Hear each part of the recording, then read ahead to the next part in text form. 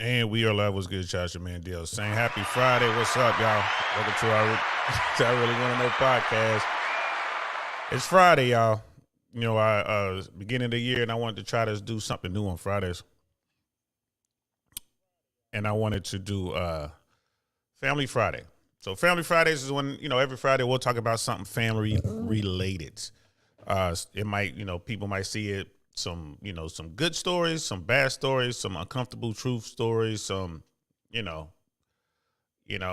man saved dog or something like that. It's gonna be all that, y'all. So this is the first one, Family Friday, and because normally I don't do anything on Friday, so I'm gonna start doing this on Friday, and then as you guys know, I'll be making DL shorts. I'll be out and about. I'm not going to vlog right away. I think at some point I'm going to have to. It's just what it is, man. It's nature of the beast. That's how YouTube works. I think eventually I'm going to have to vlog. But before I get into full-blown vlogging, I'm going to just do shorts while I'm driving around or walking around or whatever I'm doing. And we're going to keep growing, man. We're going to keep doing it. Y'all know we monetized, and thanks to you guys, my RPM is getting up there. Thank y'all so much for the super chats and stuff like that. Thank you so much for the cash apps. All that's going right back into what we do here. Like I said, I want to get into studio, so I'm trying to get to a point where once a month we're in studio. And that's not going to be live. That's going to be recorded.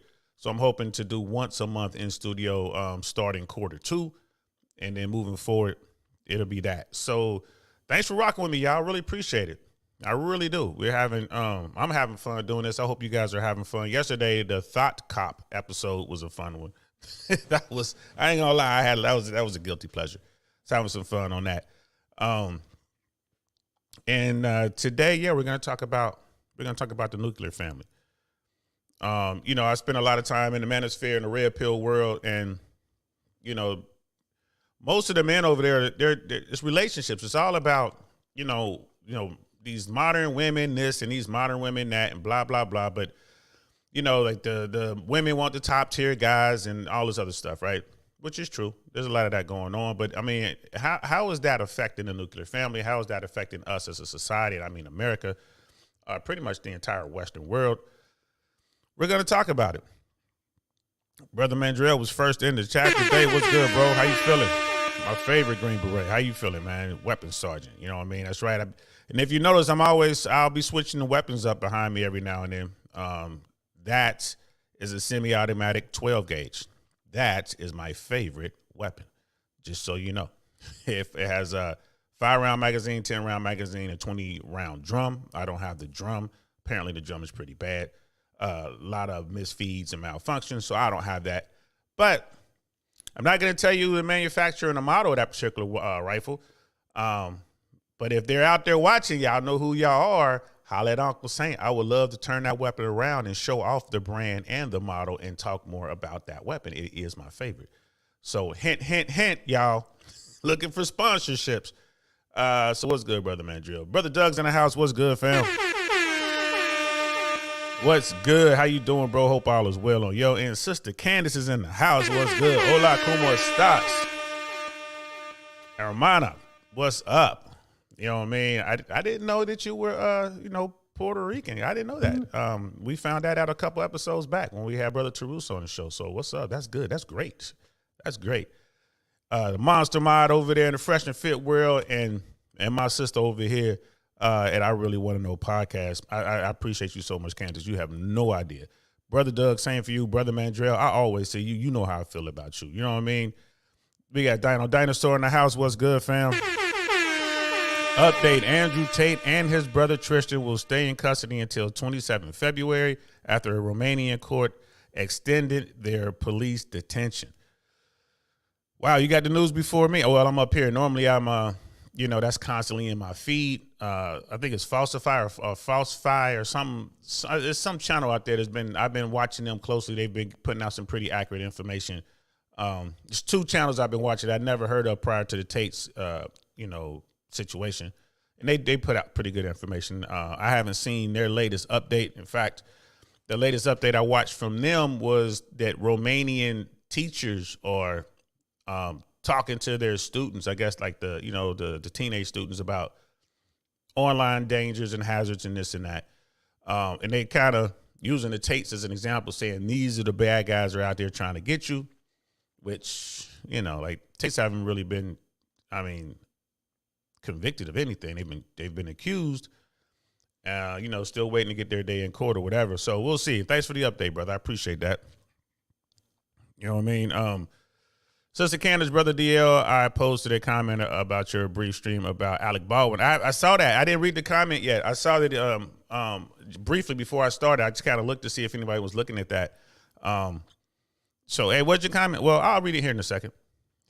I'll read it when this stream is over. Like what's going on with Alec Baldwin, that's a crazy situation. If you guys haven't seen that video, I just did a quick, like a 5-minute, 8-minute video or something like that. After I did the stream last night, just talking about it. It's a terrible situation. It really is. The set, the producers, the studio, they dropped the ball on that. I'm not sure how that went down. I'm gonna do some more research and I'm gonna start to really delve into that one. I'm gonna hit up some of my people in LA and I'm gonna really delve into that one. Because Alec Baldwin and some others are looking at manslaughter charges, which, hey, someone has to be responsible. You know what I mean? There was an accident that led to someone's death. So, be looking out for that show. I'm definitely going to do a show on it. I'm going to do a live stream on it, and I'm going to continue to post some shorts. So, thanks for the comment, sis. I appreciate that. You know what I mean? I really do. And, it was, whew. He was the producer of the set. And that's Brother Doug. So in Hollywood, they throw out a lot of titles. Titles equal money, right? It's like leverage. So Alec Baldwin, if someone wants him in a project, or if it's his project or whatever, you're going to bring him on. They're going to want generally executive producer credit. They're going to be like the starring actor. A lot of times they'll want some sort of writing credit or creative, if they were part of that process. Credits in Hollywood, and I learned this, like, credits equal money in the sense that it's going to get you more work. You know what I mean? That's your resume. So if I went out there and I said that, who are you, DL, saying? They're like, well, I did this movie, that movie. And I wrote this movie, and I produced this movie, and I executive produced this movie. They're like, oh, okay, you got to see it at the table. But if I go out there and it's like, yeah, I was an extra on this, and I was an associate, senior assistant too, that don't mean nothing. So yeah, like if he were the producer, I would probably guess, if you looked at the credits, he was the executive producer, not the real producer. Real producers do work. Executive producers provide money and collect money, basically. So, and I'm gonna look at that. As well as actor. Yeah, any big star out there, if you watch any A-list celebrity doing a movie, there's going to be more than just starring. They're definitely going to have an executive producer credit, maybe producer, but producers have to actually work. So a lot of the actors are shy away from that. You know what I mean? Maybe associate producer, assistant producer, they don't really do nothing. So but the actors, like, go back and look at the credits. You know what I mean? You'll see, like, they have all these different credits. And normally it's what they call above the line credits. I'm not going to get too much into it. I'll talk about it when I get into that story. But yeah, just understand that it's really leverage. We can't pay you what you want, but we'll give you an executive, producer credit, an EP credit. Or we can't pay you what you want, but we'll get you this. So that's how that works. But yeah, that they really messed that up. Brother Doug, I listened to the prosecutor, and she has a valid case. At the end of the day, that prosecutor's going to have a hard time with this particular case if she's just solely trying to pin it on one person.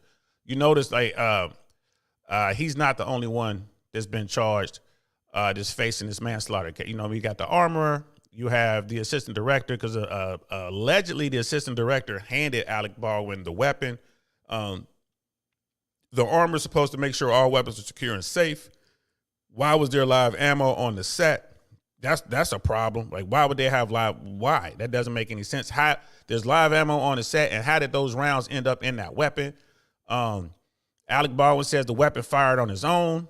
That doesn't make sense. What did he mean by that? And, you know, what type of weapon was it? There's so many questions. I don't even know what type of movie they were making. If it were a period piece, we're talking about something where they, you know, where they're in the 1800s, we're in the 1700s. We don't know what type of weapon. So all that's going to come into play. There are multiple people who probably handled that weapon. There's people who are in charge of safety. So there are a lot of people that will be, you know, holding the bag on this before you get to Alec Baldwin. But I'm definitely going to do the show, man. Look, give me about a week or so. I'm trying to work out some times with my people so I can get some folks who actually work on crews, who work, you know, in Hollywood. Maybe not necessarily an armorer, but, you know, people who do, like, you know, camera people who do lights, people who do sound.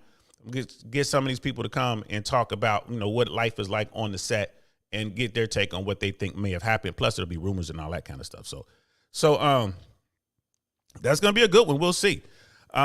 And then I'm definitely gonna do it now that you know people are interested in, especially like brother Doug. I think that'd be a good topic. We're definitely gonna do that. So be looking for those thumbnails. I'm gonna follow that case up some more, and go check out that short. You know what I mean? I'm trying to see what it looks like with being monetized. I'm trying to figure out how that works and what all is the RPM and CPM and all this. I've been doing a lot of research and watching videos and reading stuff that YouTube sends me, and I'm just trying to figure it out. That's why I'm doing all these shorts. I just know that most of my lives get demonetized or limited monetization because we be going in. I didn't even try to monetize the Thought Cop one. I didn't even try. I was like, you know what? I'm not even we just gonna have fun with that. But today I'm gonna try to watch my language, which shouldn't be a problem. It shouldn't be hard. If we do drop a link, I ask whoever comes up, I'll remind everybody, we're gonna try to keep this show clean just so we can see what YouTube is looking for. I know what they're looking for. We're just going to try to give them what they are looking for, because YouTube wants clean content that their advertisers will be willing to pay money for.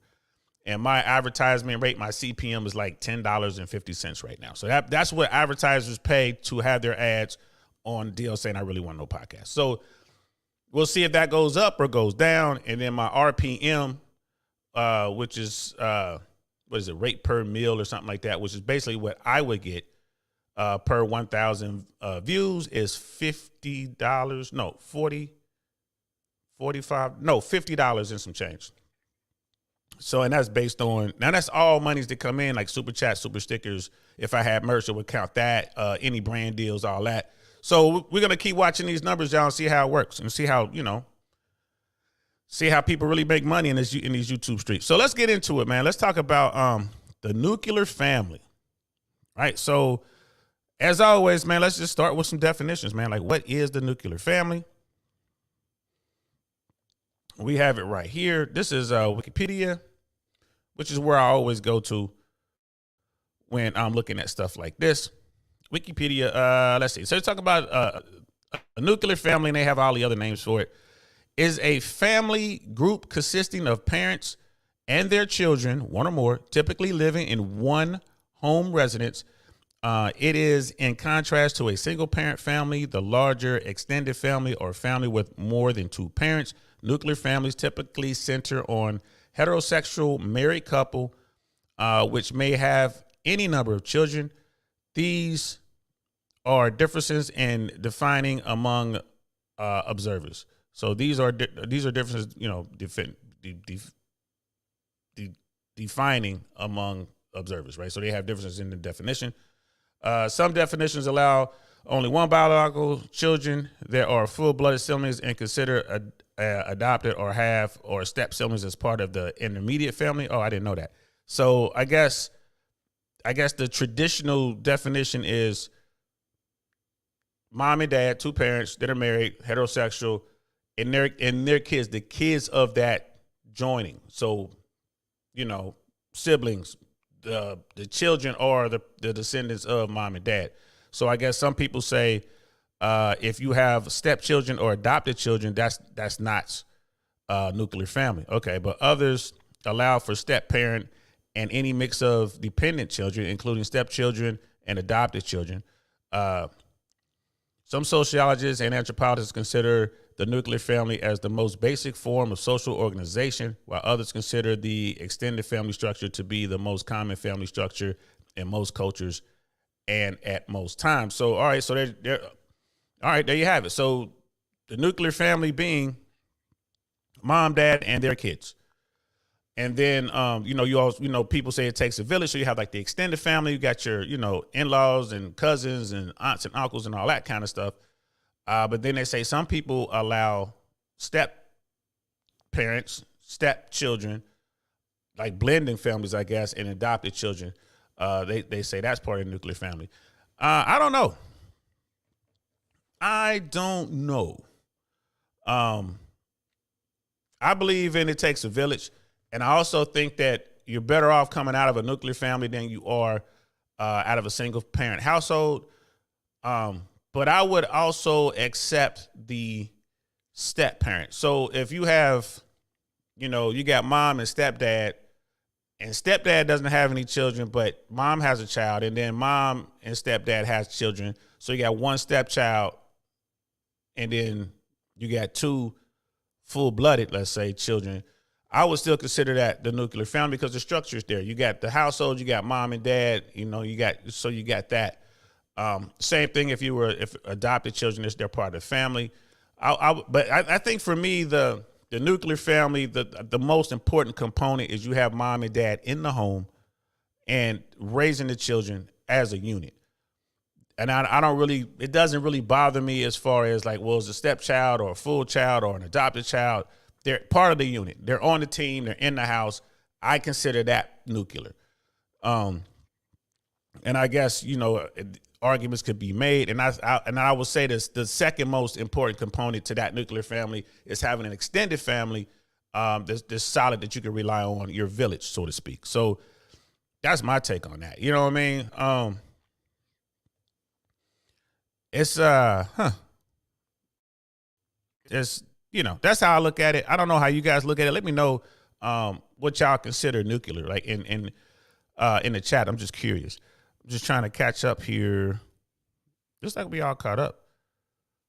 And then Brother Doug was saying 50 per 1K views, not bad. Yeah, that's where we started at, man. And that's due to the super chat. So again, thank y'all so much for getting that RPM up. And then by Q3, we'll have merch and stuff like that available. And we might even start a community. That's one of the things that YouTube encourages. And I'm going to talk to some other YouTubers about that. I'm going to talk to Suzette about that. I'm going to talk to Melanie King about that. I'm going to talk to Fresh and Fit. And because I'm going to see about that whole community thing, and figure out like what to offer and all that. But yeah, back to families. Back to families. So we can all agree that the nuclear family has definitely been on a decline, right? In this country. I mean, I can't speak to the rest of the world, but certainly in America, single family households seem to be the norm. And mostly when you talk a single family household, that household is typically led by a woman. There are single parent dads out there, but like me, but I mean, I co-parent, but I have my daughter the majority of the time. It's difficult. I mean, it really is. I'm coming from a single parent. I'm here to tell you, it would be much better. And I see the difference every single day, not having that female presence, not being whole. We're definitely missing something in this home. And I guess the argument could be right away. People can say, well, Stank, you the one that chose to be a single parent. I did, and I'm grateful that I'm dealing with a woman who would allow me not only to be a part of my child's life, but to co-parent and to be to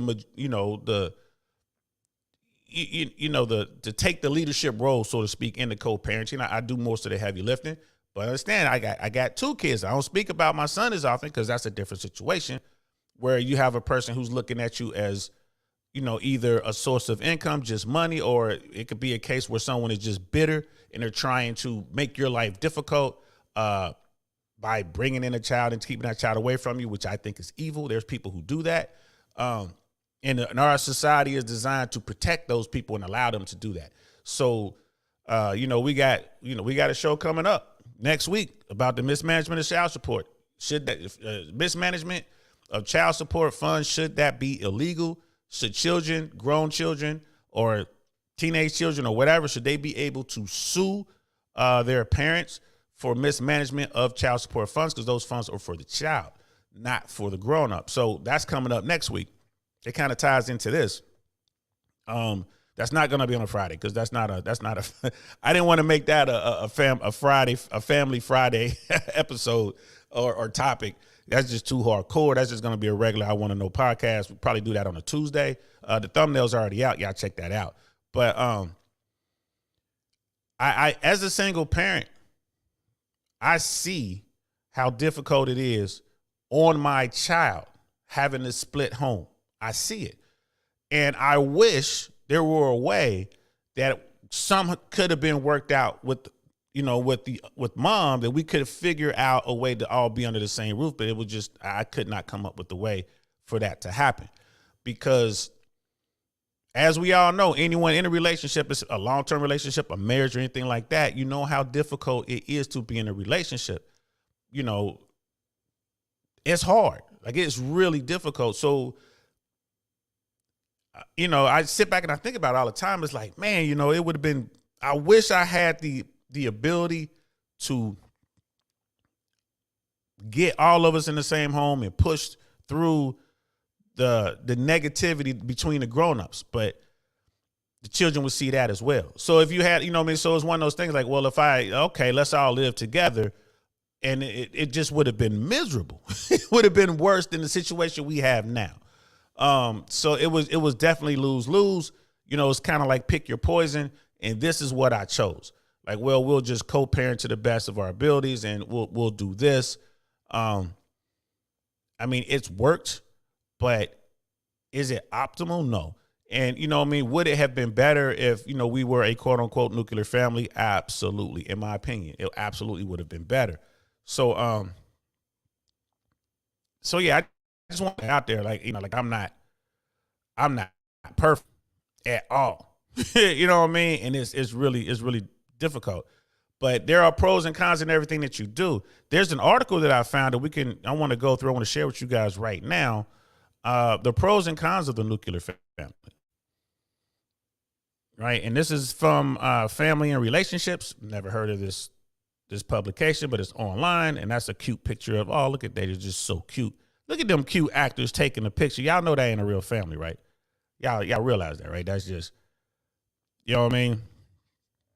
Nuclear families, which include a mother, father, and children living in the household, are what many consider typical family arrangements. However, as the social landscape changes, so do ideals and perceptions of different family types and structures. Every family structure has advantages and disadvantages to it. So, and that's real talk. That's real talk. So see if I can make this a little bigger. I'm not sure if you guys can see this, following along. There we go. According to the U.S. Census Bureau in 2020, 40% of all families lived with their own children under the age of 18, compared to 44% in 2010. So y'all see the numbers right off rip. 44% in 2010 and 48% in 2020. So, yeah, y'all see the numbers, right? You see which way it's going. In general, people view this family structure as an ideal or dominant arrangement and to raise a family. Two married parents and their children living together provide a favorable image for many reasons, right? Now, that second picture looked like it was real. So here's one of the things I guess one of the pros: strength and stability. Children born into a marriage tend to have more stability than children born into cohabitation. And like I said, I see that every day with my own child. Pew Research Center found that 20% of kids born to married parents experience divorce, while nearly 50% of kids in cohabitating families see a shift in their family structure. Both of these groups of children have a better chance to one day live with a married couple than kids born to single moms. Committed spouses or partners in a healthy relationship model a loving, caring, and supportive relationship for their children. This translates into future success when children learn how to seek positive relationships and interact well with others. Children see parents work together to solve problems, delegate household responsibilities, and support one another through positive and negative issues. So, that kind of makes sense when you put it through your think tank. 20% of kids born to married parents experience divorce. 50% of divorce, 50% of marriages end in divorce. So you're going to see there's, half the kids are going to experience that. While nearly 50% of kids in cohabitating families say a shift in their family structure. Man, it's tough when you read these numbers, yo. You know what I mean? Like, it's one of those things like, damn, kids are getting wrecked. Here's another picture with actors. You know what I mean? Like, oh, that's so cute, but that's not a real family. I guess that's how families should look. You know what I mean? Quote unquote. That's how they should look. That's not how they do look. Many nuclear families have enough economic stability to provide children with luxuries, opportunities, and a safe environment. Pew Research Center notes 57% of households with married parents were well above the poverty line, while only 20% of single parent households were. That's huge, y'all. Money is a serious issue when it comes to raising your kids. Children in nuclear families may be more readily able to attend dance, gymnastics, music, or other types of classes, especially when both adults in a nuclear family work to generate joint income. Children with these opportunities afforded to them are more likely to experience academic and social success in their lifetimes. I got to agree with that. That's just, financially, we're doing okay. Like, I'm able to get my daughter into the best school district and stuff like that. I'm able to do these things. But the problem is time and opportunity to move my child around. Like, so if my daughter wanted to play soccer or gymnastics or, something like that, yes, I can make that happen. But when we get into co-parenting, I can't plan stuff during the time she's supposed to be with her mom. So if my daughter wants to play, wants to be on the soccer team, for instance, and they have a match on a Saturday, mom has to agree to that. That's mom's time, right? And vice versa. If it was something going on with my daughter and her mom and it happens during the time I'm supposed to have her, that's the issue. So right off rip, you have a problem, like, just logistically. Even if both parents are like, okay, let's do it, someone has to get the child there. So my daughter's mom lives 40 minutes away. So if they have something going on there during the week and mom doesn't have a car, that means I have to get my daughter there and back and then get her in bed and then get ready for school the next day. You see what I mean? So you have these issues when you have split homes. It's not like the homes are sitting right next to each other. You know what I mean? But when you have a nuclear family, you got mom and dad in the house, it's easier in a sense to figure out how to get the child from A to B or children from A to B, you know what I mean? And work with your neighbors and all this other kind of stuff, work with your extended family, because you all have the same base, like you're in the same home. But when you have to, you got little Jenny over here and then, little Bobby's over there, because you're co-parenting and you have this situation, it makes it really tough. So, and again, it's the kids who suffer. So yeah, when they say that the kids who come out of these homes, because again, like a 2-income household is definitely going to be better than a 1-income household in most cases. If you got, if dad is making $80,000 a year, which is decent money here in Tampa, and mom is making $40,000, $50,000 a year, it's $130,000 household income. Again, here in Tampa, there's nothing you can't do. That's plenty of money here in Central Florida. Now, that same amount of money in LA, nah, you can't really live off that. You know what I mean? The numbers have to go up. Mom and dad have to work harder. You have to bring in more dough. You would probably have to make close to $250,000, maybe closer to $300,000 to be the equivalent between Central Florida and LA. You know what I mean? Because it really costs that much. But y'all get the point. You got two parents bringing in income versus one parent. And then there's the time.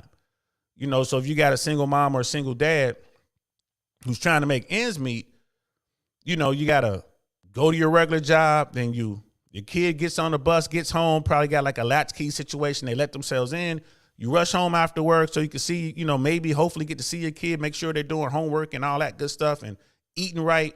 And then you got to go off to your second job or something like that. That is not a good way, in my opinion, to raise a child. I mean, you got to do what you got to do. But that's how most people are living. And it's really hurting us. It's hurting our society because you got children just sitting around. What are they doing there on social media? When I grew up, I was on just TV. We were latchkey kids. I'm watching cartoons. I'm watching documentaries. You know what I mean? I'm doing whatever. I'm watching late night TV. And then I would go to sleep right before my mom got home. My mom would normally get home around midnight. And I would be acting like I've been asleep since 8 o'clock, which we both know that wasn't happening. So I wake up tired. I'm groggy in school. Like, you know, I'm having trouble in my early classes. I don't wake up until after lunch, and then I'm doing good. You know, and a lot of people don't like having these conversations, but children do better when they come out of joint household, like, you know, a nuclear type family. And Pew Research has it right there. 57% of households with married parents were well above the poverty line. Yeah, and only 21% of single parent households were above the poverty line. Wow. Like 79% of single parent households are below the poverty line. That's an incredible stat. Right? Children in nuclear families may be more readily able to attend dance, gymnastics, music, and other types of classes. That's going to help them be more socially calibrated. And that's true. That's true. They come home, mom or dad, somebody's going to be there eventually. I mean, mom and dad's not going to be working all night. You know, that's crazy. Brother Dinosaur, the cost of raising a child until age 17 is $233,610 on average. Yep, depends on whose numbers you're using. Yep, and it depends on what state you're in. And correct me if I'm wrong, bro, but I want to say New York and LA, well, New York and California are higher. I want to say by like $70,000. I want to correct me if I'm wrong, but I remember reading somewhere that the cost of raising a child in California on average was like $340,000 or something like that, or just under $400,000 over 18 years. Man, correct me if I'm wrong on that. Wonderful 34's in the house. What's good, fam? What's good, fam? Glad you can make it. Scam Likely's in the house. Dusto, what's up, bro? How you feeling, bro? Hey, we hitting the spot tonight, right, Dusto? Right? We hitting the spot, right? Hey, I'm going to be there, man. I'm going to get there about 10:30, somewhere in there. You know what I mean? Got to get my dance on, man. Got to go out there and feel good, get the dance on. So consistency means behavioral success. So the article goes on, the successful nuclear family provides children with consistency and caretaking. See, we were just talking about that. Behavioral expectations and consequences remain steady in a home with two parents who strive to create structure and routine in kids' everyday lives. Children who have both stability and consistency in their lives are more likely to exhibit positive behavior, earn good grades in school, and become more involved in community and extracurricular activities because they have a sense of security and belonging. The nuclear family may eat dinner together regularly, go to church or temple, and take family vacations, all of which help strengthen relationships and build a solid foundation for future life goals. Yo, I gotta agree with that. I mean, it is what it is, and that it makes a huge difference. It makes a huge difference.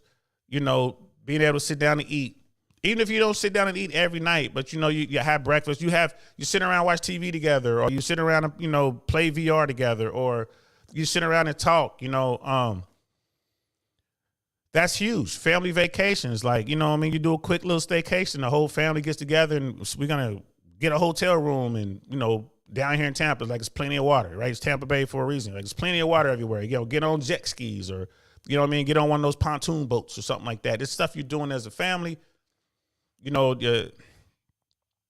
It's man, I'm telling you, I see it. I see it. Being a single father, right? Being a single parent, I see it. I see the holes. I see where the deficiencies are there. I see where my child is lacking compared to her friends, right? Who have a nuclear family structure, right? I see it. I see it. We were definitely having trouble in education. And another thing with that discipline thing, it's really difficult to maintain the discipline when it's a split household, because you just don't know. Like, one parent was like, well, they didn't do that to me. They didn't mess up over here. So when they over here, they have all their freedoms. They have all their privileges. And then they come back home. It's like, oh, now you back to being in trouble. I mean, it's hard for the child. And the child, kids are smart. They figure out how to work both sides against each other, right? We all do. They figure that out quick. So the kid understands, like, well, I mess up over here. I'm good just so long as I don't do the same thing over there. One parent is going to be mad at me and force me to go through this punishment, while the other parent, they're going to give up on it quick. I punished you. You were on punishment last weekend. This weekend, we about to go have fun. We're about to go do this, go do that. And I ain't mad. I mean, I get it. One parent is going to have more time with the child, generally speaking, than the other. One parent gets weekends, the other gets the week. The parent with the weekends is like, I don't feel like, I want to have fun. We only get 2 days, only get 3 days, whatever the case may be. I want to have fun. I don't want to make them sit in the house and be on punishment for something they did wrong with you. So you lose that. And the kids begin to incorporate that into the way they do business. I did it as a kid. You know what I mean? My mom and dad didn't really communicate that well. So I would tell them that I was at the other house when really I was at other people's houses doing all kind of stuff I shouldn't have been doing. But my parents thought, oh, he's over at your house. No, he's over at your house. And they never talked. So they would never figure out where I was. This is why I didn't want to be a single parent. Unfortunately, I failed in that aspect. I am a single parent, but we still got to push through. It is what it is. Sister Candace, if I may ask, how do you or other people in your parenting situation handle dating and exposing your children to potential shooters? Great question, Sister Candace. Great question. I don't bring anyone around my kids. I don't bring any women around my kids. It does not happen. You can't come to my house when my daughter is here. Frankly, I don't like to bring anyone to my house often anyway, but you can't be around my house. You can't be around my kids. I'm not taking you out to dinner with my children. We're not having ice cream. None of that. I have 5 years and my daughter will be out of high school. She'll be done with high school on her way to college. So once my daughter is grown, then, maybe if I'm seeing someone and I think it's serious, I'll bring my child around or whatever. But once my child is grown, once my child's an adult, all bets are off. She's a grown up. So if she comes and meets my kid, it doesn't matter. But I do not have anyone around my daughter that I'm dating. I just don't. I tried it. Before. I tried it with my son's mom. I was going to get married, the whole nine. We was going to try to blend the families, and that went horribly wrong. And my daughter was part of the situation. Like, my daughter had to deal with me, and my daughter had to deal with this person. So I learned, nope, I ain't never doing that again.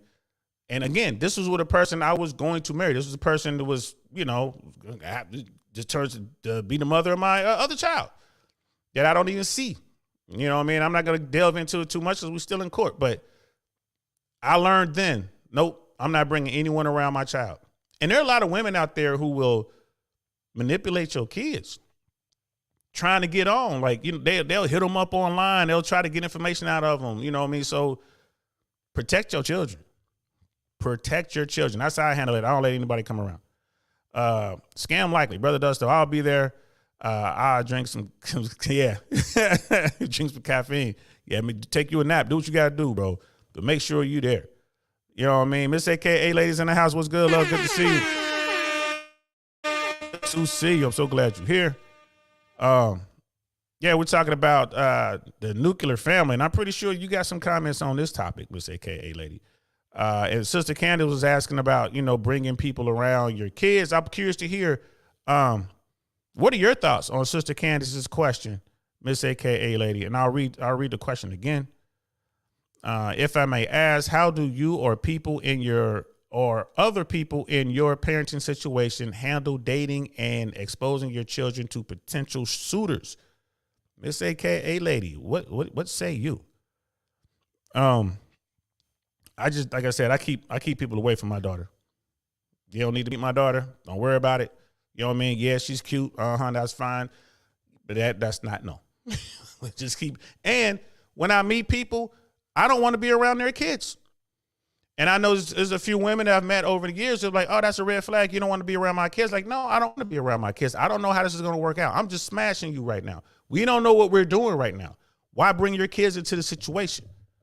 So, you know, there's some women who are like, well, that's a red flag. I'm like, well, it's red flags on both sides. Why are you so pressed to bring your child around me? That's a red flag.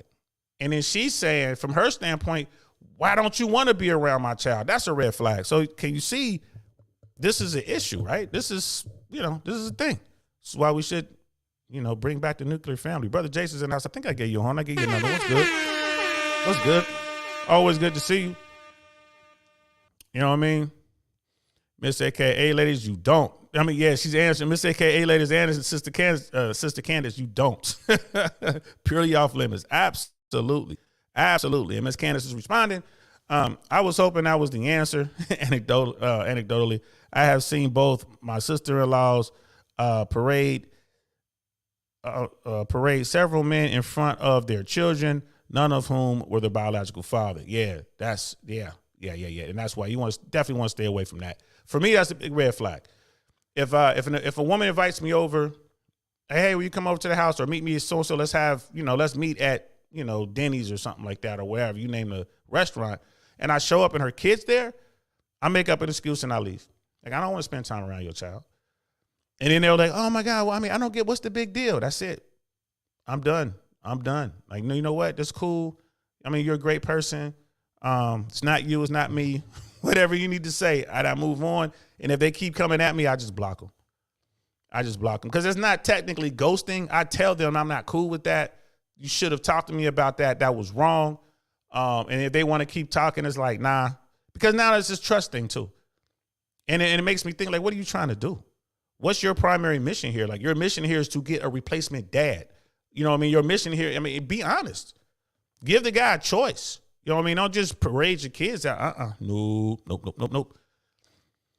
Brother Jason, my son is 12. I keep him away from the females I talk to because he be roasting them in their faces. Hilarious. Hilarious. But yeah, let's get back to that article. It's a pretty good article, just pros and cons thing. Right? This pros and cons thing. We drop this. Encourages education. I guess this is another pro. Children born to parents with college degrees are more likely to attend and complete college themselves. Analysis by the Council on Contemporary Families indicates educated parents are less likely to divorce and have more resources to provide for their children. Pew Research Center adds that parents with degrees are more likely to be in the labor force, which increases family income levels in educated nuclear families. The placement of value on education combined with the higher income level improves the academic future of children. I got to push back just a little on this part. Because this part here, educated parents are less likely to divorce.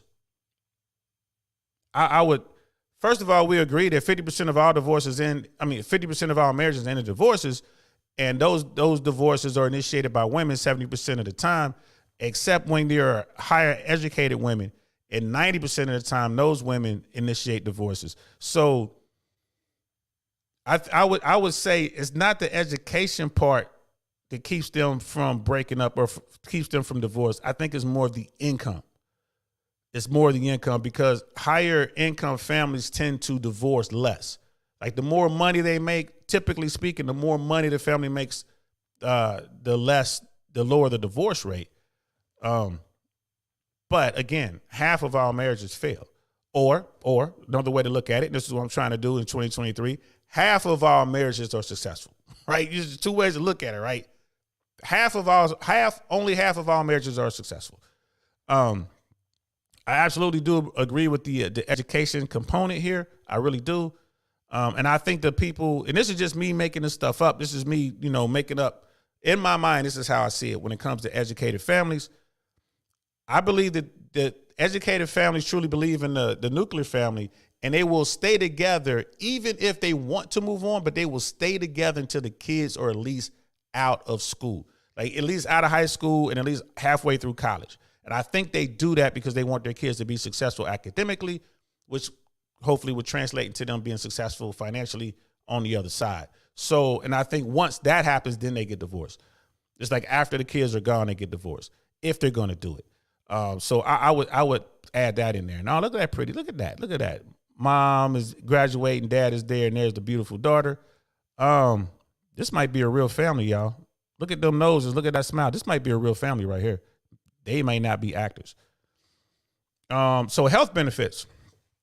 Overall research suggests children and families with married and biological parents have better social, emotional, and physical health than other children. Children who are raised in nuclear families tend to witness less abuse compared to children in single-parent households. Wow. Nuclear families are also more likely to use emergency rooms and may have the means to provide good health care for children.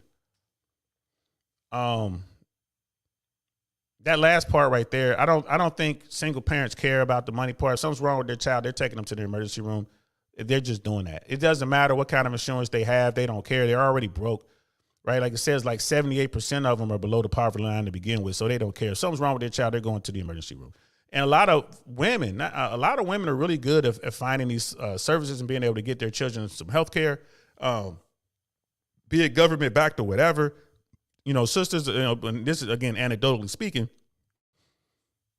when I was coming up in the hood, most of the sisters in the hood, they had decent insurance, medical insurance for their kids. They would get it through various programs. They would jump through whatever they had to do to get that stuff. They may not have had it for themselves as grown-ups. Their insurance might have been lacking, but their kids had the best insurance that they could get their hands on.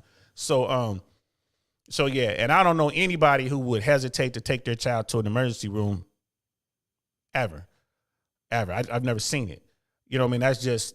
That's abuse on a whole nother level. Now, as far as being, witnessing abuse as kids in a single family household, yeah, you do see a lot. I saw a lot. I don't know if that has to do with being a single family household or being poor or being in rough neighborhoods, but I saw tons of stuff going on in and out the house. It is what it is. So, yeah, like it is what it is.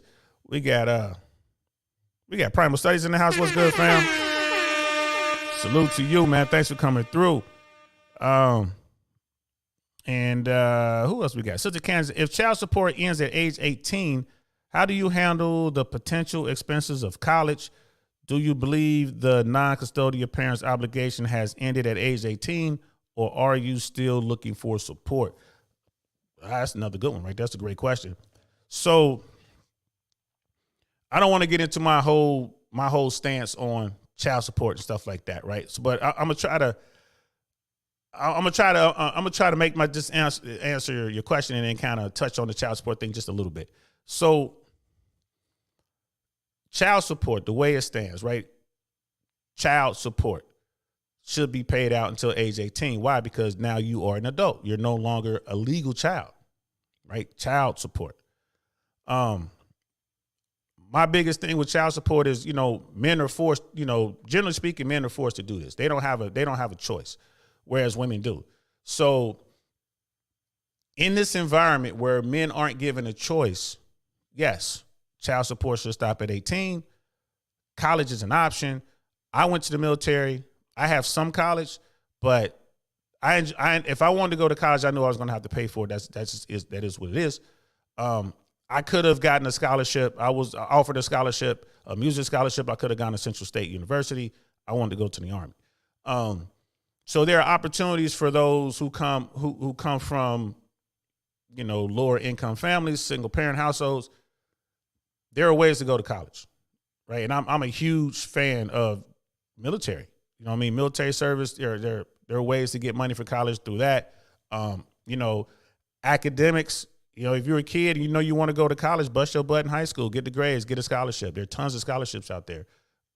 You know, you don't have to go to a big established university. You don't have to go to University of Notre Dame. You don't have to go to the Ohio State University. You can go to City College, right? You can go to wherever. So I don't think parents should be forced or pressured to pay for college simply because you had that child. So no, but if a parent decides that's what they want to do, like that's now we said that, right? We said that about child support or whatever. So let's talk about a situation where you have a man and a woman and a child, and the man and the woman wanted that child. Let's say they didn't get married, but they wanted that child. They're co-parenting perfectly. They're doing everything they want to do. Yeah, if those parents decide that we're going to put away some money for college and all that kind of stuff, yeah, that's on them. You know, if that's what they want to do, that's fine. Yeah, I mean, but it shouldn't be mandated, and it certainly shouldn't be forced by law.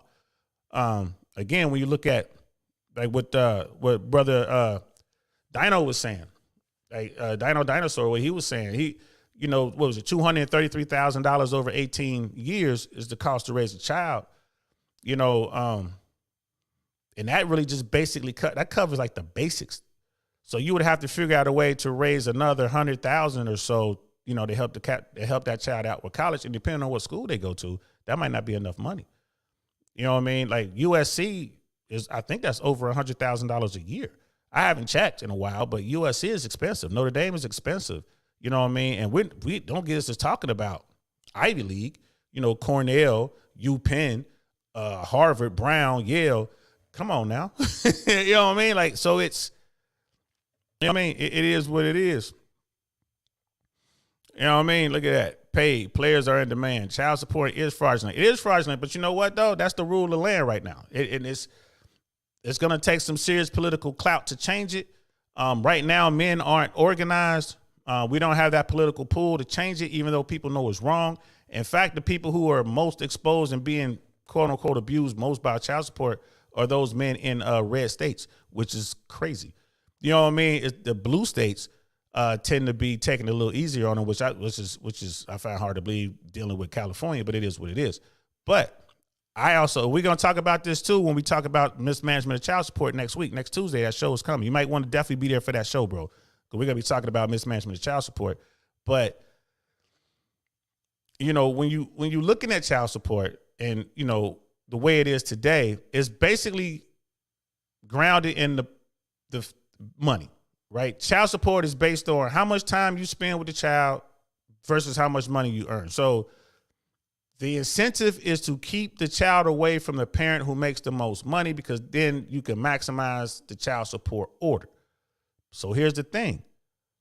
Women are making more money now, and that number is going to continue to grow moving forward. You know, we're going to have to get through this recession first, but on the other side of this recession, women are going to be making more money. Why? Because more women are graduating from college, right? Dudes aren't enrolling and graduating from college in the same numbers as women. You feel me? And we're not talking about STEM, we're just talking about in general. So women are making more money. So if the guy's watching the child and the girl's out there making all the bread and he's watching the kid to save on, child care expenses, when they split, he's going to get, child's been with dad. Dad's going to get custody. Dad's not working. Mom is working. We're going to take all his money. So mom is going to get, weekends, whatever. And, dad's going to get like 70, 80% custody. Mom's going to get like 20 or 30% custody. She's going to have to pay that child support. When women start having to pay child support, this is just my take, my opinion. When women start having to pay child support and society is looking at women taking care of these men who are at home taking care of children, they're going to make changes to the child support laws. Watch. That's my take on it. The only other thing that may change that, if men decide to come together from both sides of the aisle, from all walks of life, they come together and politically make a stand to make these changes. I don't see that happening. So when it starts to hurt women, when child support begins to hurt women, like Kelly Clarkson, she has to pay child support and alimony. They took a bag from her. Halle Berry, Mary J. Blige. They're paying like these heavy child support orders. They're under these huge child support orders. when the average woman finds herself under these big child support orders, that's when they're going to start making changes to the law. My personal take on that. I could be wrong, but we shall see. Brother Jason, I think it's when both parents are in the home, the child tends to not hurt itself as much. I mean, maybe, you got, the kids needs attention, bro. They need attention. It is what it is. That could be a thing. That could be a thing. But overall, I believe that the nuclear family is better for raising a child. And a lot of these numbers support that. A lot of these stats, a lot of these, these papers, these researchers, all these stats kind of point to that. It's better. It's not to say that they're not kids, getting hurt with a nuclear family, that, there are kids out there going through some horrible, horrific things at the hands of some, really horrible parents. But I would say that that's firmly in the minority. I think the majority of the time, children coming out of these households tend to do well. If the kids goes to college, child support lasts till 24. I'm not sure about that one, bro. Because, child support is state by state. I don't think California is like that. I'm under California child support laws right now. I'm not sure. I have to look into that. I don't particularly know. Brother Paid, child support needs to be reassigned to its original intent. The reimbursement of welfare expenditures, easy fix to never pay child support, then would be to not sleep with someone who is on welfare. Now, I just think that I'm not disagreeing with that. I'm not pushing back at all, but the government found a way to make money. The state is making a lot of money off of child support. That's why they don't want to change it. In fact, that's why if you go into a court, the judge is doing everything they can to get a child support order, because every dollar that's ordered in child support, they get reimbursed by the federal government. So that's the problem. I think that there should be caps on child support. I think men should have a choice, right? I truly believe men should have a choice, because women have a choice. Simple as that. Her body, her choice. His wallet, his choice. I don't think that anyone should be forced to be a parent. You know what I mean? Women aren't. Like, a woman could have a child and, baby gets here and a couple months later decide, I don't want to be a mom. She could turn the baby into a hospital, a fire department, a police department, walk away. She never gets tagged for child support. Men can't do that. You know what I mean? I think that I think the law of the land should be that a guy has to agree to be financially responsible for the child that he created. Just like a woman, if she keeps her child, she's agreeing to be financially responsible for that child to an extent. I believe there should be caps on child support. And I think child support should be based on how much it costs to raise a child in America and in that region. So you shouldn't be paying more than it costs to raise a child. If you're in California and the average cost to raise a child in California is $300,000, I'm just making a number up. If the average cost to raise a child is $300,000 in California, your child support should only be max $150,000 over 18 years. That should be max. That's your half, right? That's your half. So, and we're working out on the premise that you agreed to have the child in the first place. I think easier fix, I think a fix that should be mandated across the board from every state in the union today, it should be when a child support order is brought before the court, custody should be 50-50 default, period. It is 50-50. Judge has no say in it. This is the dad. Okay, he gets the child half the time. Well, the baby just got born. Doesn't matter. He gets the child half the time. You get the child half the time. There's no need for child support. There's no need. We have a child. We decided to have sex. We had a baby. All right. I get the baby half the time. You get the baby half the time. Both parents that should be the mandate. That is it. This is the default. Now, if one parent decides they don't want to do that, then it should kick into the current child support system, where it's, timeshare, and based on that timeshare, how much you pay in child support. And still should be a cap. There still should be a cap, because we know how much it costs to raise a child. The government does not want to do these things because they are making money on this current child support system. Especially the baby mamas, these poor women, they're not getting all that child support money.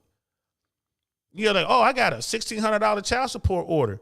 Yeah, she might only be getting $500 of that, because they're going to take out money for all the services that she signs up for. So again, this is something that could be handled. But again, the reason we got to talk about this so much is because the decline of the nuclear family. You know what I mean? Sister Candace, this is their brother Jason. Does that vary by state or is that the law? Yeah, Sister Candace, this child support stuff is state by state. Every state is different.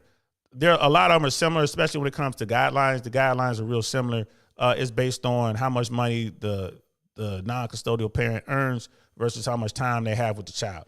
So that's why the incentive is built in right away to keep a child away from one parent. Like it's the incentive is to keep a child away from one parent because that's how you're going to maximize the money, that's wrong. That's just straight up wrong, evil, in my opinion. If the child's no longer. So, and then Sister Candace continues, if the child is no longer in the home due to their college obligations, why would the child support be paid to the custodial parent? Should it not go directly to the college or university? That's an excellent point. And you see the disparities here. And we're going to talk about that on Tuesday with the misuse or misappropriation of child support funds. We're going to talk about this on Tuesday. Mad Ford's in the house. What's good, fam?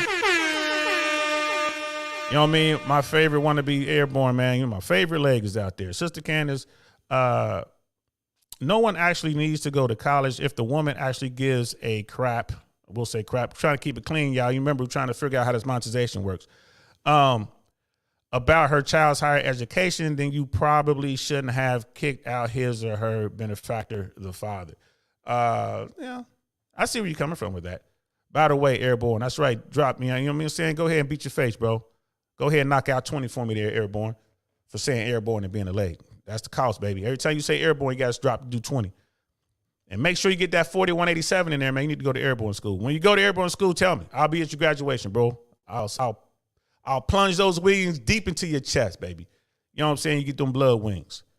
Airborne. Sister Candace, I agree men should also have a choice. However, the woman would then likely seek social services that we all, the taxpayers, cover.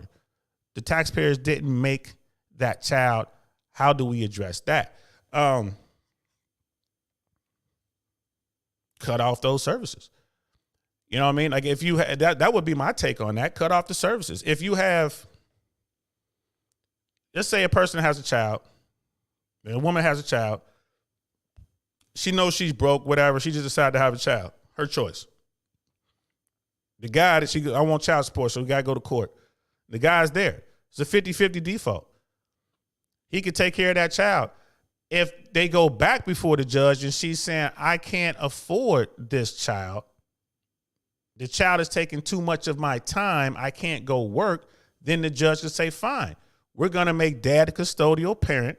We're going to let dad be the primary caregiver because he has his stuff together and allow you to work. And you, while you're working, if dad wants child support, then you can pay it. Right? So then it's up to dad. Dad can say like, yeah, make her pay child support or no. You know, hey, dad, would you like child support? Dad can be like, no, I'm good. I'll just know she can go out there and work and get herself together. And then once she gets herself to a position where she can handle her responsibilities as a mom, her financial responsibilities, then she should, okay, we go back to 50-50. Right? I mean, I got myself together now. I got myself a good job. I went, whatever I went to do, I did it. So, now it's time to get 50-50 again. And I think that should be the process. That should be the process. The fact that there are, people out there taking advantage of, the system, that's always going to be the case with or without a kid. But I really do believe it's not that, this isn't a big problem.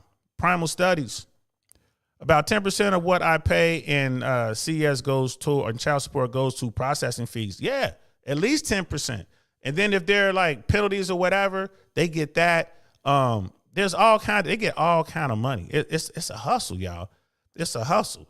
Brother paid. Yeah, the reason why a woman on welfare does not get all the money the father paid is because the part she's not getting is paying the welfare back. Exactly. So again, y'all, this isn't a difficult problem to solve. Like we're not trying to figure out, dark matter versus dark energy. This is an easy fix. The problem is the government is not going to want to stop making this money. So we're going to talk about this on Tuesday. If people are allowed to sue for mismanagement of these funds, Not only would, deadbeat dads and deadbeat moms get, sued, because, yeah, there are some dudes out there making money and mismanaging the funds, but let's just keep it real, it's mostly women. Not only would they get sued, but the child support companies, like the child support, when you pay child support, when you're dealing with a child support entity, that's a private company that's in business with the state. That's not the state. So they're going to get sued. Because that's how that stuff works. They're going to get sued. Some judge or some political, some judge who's going to make a political statement is going to grant some ridiculous amount of money to a bunch of people. And it might be, rightly so. Like, yeah, the judgment is for $1.3 million or whatever it is. Or the judgment is for this parent to have to pay for college at University of Notre Dame. And it's going to default to the child support agency, which is a privately held company that's in business with the state. Please, somebody correct me if I'm wrong, but the way I understand it, child support agencies are a private company. They're not the state. So if people start getting sued for mismanagement of funds, those funds came through the child support agency through a court order. So the child support agency will also be on the hook to some extent. Like, y'all knew this was a deadbeat person. Y'all didn't do y'all due diligence to make sure this money was going to the child's best interest. Therefore, you are liable as well. Now these child support agencies get sued out of existence. Now what?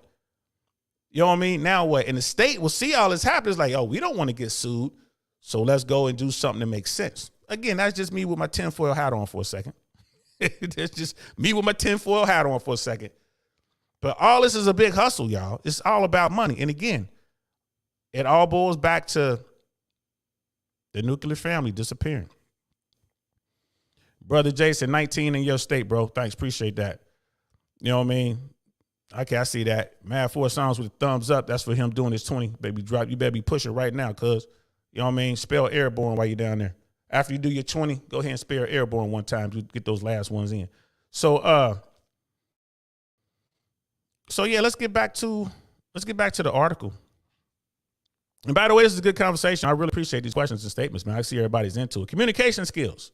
Communication between family members in a nuclear household features fewer obstacles and distractions as there are fewer competing individuals in the home. Okay. With technological, y'all know I'd be having trouble with some of these words. With technological advances, these families also have the ability to increase communication from outside the home. According to analysis by the Pew Internet and American Life Project, nuclear families are the most likely of all family types to use the internet and cell phones. This allows parents to better monitor child internet use and participate in online activities with children.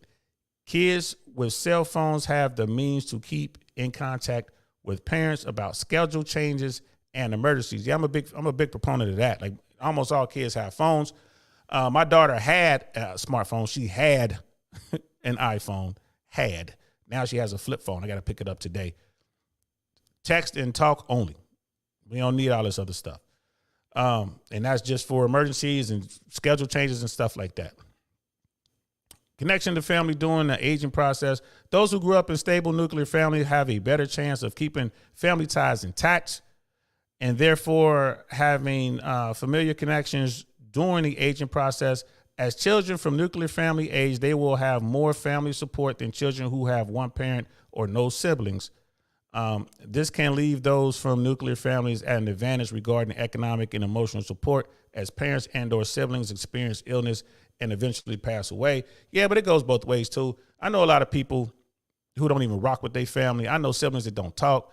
I've seen siblings try to kill each other in the streets. So, I mean, it goes both ways. Now, the people who try to kill themselves or kill each other, they did come from a single parent household. But there are a lot of people, you know what I mean, in the 1% especially, that have siblings, came out of this home, it's a nuclear family, but they don't get along. You still get that. But family is family. And now that was all that before was the advantages, the pros. Here's some of the cons. Just as nuclear family units provide people with great benefits, this family structure has several cons or disadvantages, proving no family is truly perfect. That's true. extended family exclusion. The nuclear family unit provides a strong bonding experience for immediate family members. The smallest size family allows individualized attention towards partners and children, which helps create lifelong bonds. However, one analysis published at the Preserve articles points out that the nuclear family unit can isolate nuclear family members from other relatives and relationships outside the home. This breakdown of the extended family unit won't be beneficial when the nuclear family befalls hard times and must call on others for help to get through them. Grandparents, aunts, uncles, and cousins have a place within the family structure, but the nuclear family doesn't always foster these relationships as other family structures do. Right. Yeah, I know. Like, I'm a huge proponent of it takes a village. And the village must include uncles, cousins, aunts, you know what I mean? Stuff like that. Grandparents. The realities of burnout. Family members, particularly mothers, tend to burn out from attempts to meet every person's needs. The focus on constantly meeting the children's needs can be overwhelming and leave little room for parents to care for themselves. Without help from extended family, parents sometimes struggle to meet the daily demands of their immediate family, which is true. They may need to take off work to care for sick children, lack the manpower to get kids to after school activities, and find themselves falling short when it comes to keeping up with the chores typically found in a busy household. All true. The struggle to balance the demands of work, family, and friendship without outside assistance leads to stress, depression, anxiety, or other problems when it comes to making the pieces move in busy families. Extended family structures can greatly benefit nuclear family units. Yes, I agree with all that. I see it all the time. Just as a single person, man, if I get sick, it's a wrap. If I get sick, how's my daughter get to school? I got to get up sick. How does she eat? I got to get up sick. I got to feed her. I got to make sure everything is done. If I'm sick or I'm not feeling well, my daughter can't really get much done. Like, I'm teaching her now how to cook, and she's, we're working on keeping the room clean and all that kind of stuff, but it's just the two of us. It's just the two of us, right? So there's a lot. Yeah, burnout's a real thing. Now, in my situation, every weekend I take my daughter to her mom, right? So I get to recharge. That's 2 days, sometimes 3, depending on the weekend, the holidays or whatever. I get to recharge. I could go out and do stuff. I could go do grown people stuff, right? I can go do bad boy stuff. Like I'm always saying, I'm out doing bad boy stuff. I can still do that. My daughter's secure. She's with her mom.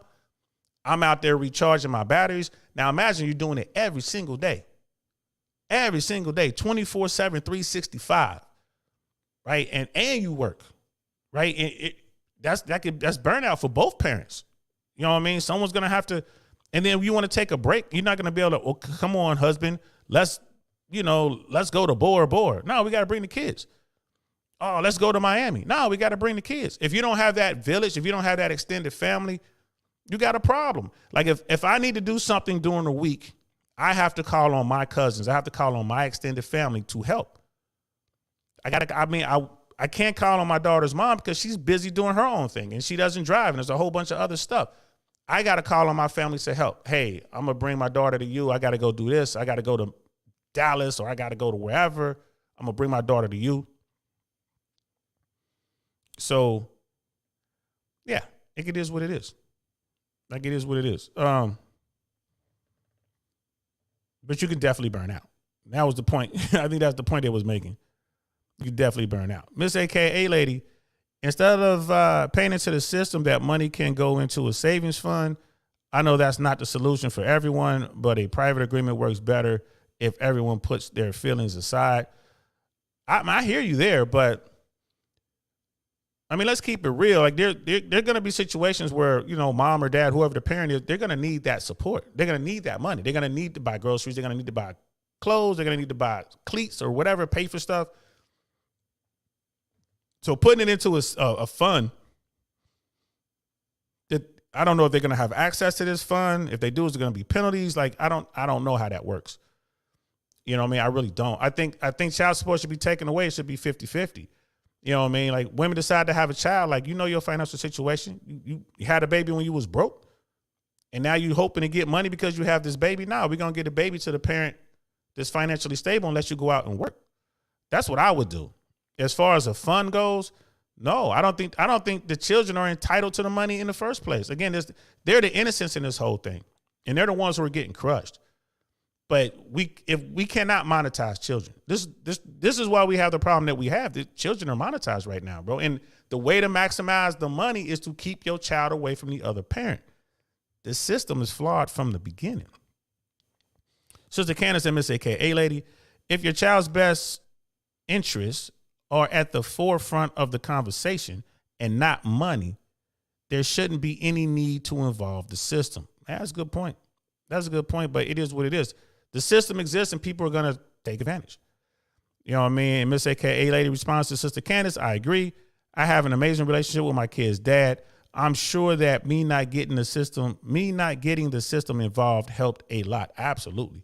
Absolutely. There's going to be a lot of animosity. There's a lot of, and like when you go through that system, when you go through these things, you know, people like these guys just don't want to pay child support. No, these guys are mad at the system. They're mad at these people, you know what I mean, taken from them. They're under attack, and the attack was initiated by that person.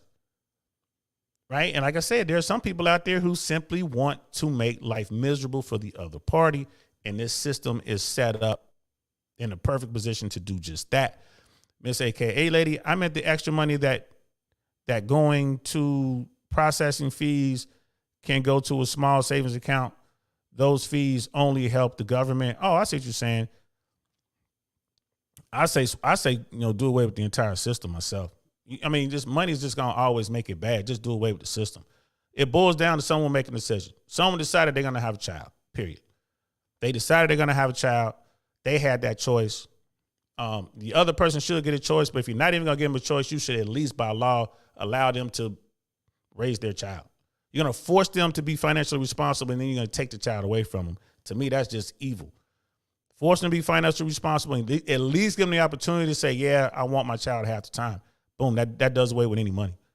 Math 4. That's exactly how the state wants it.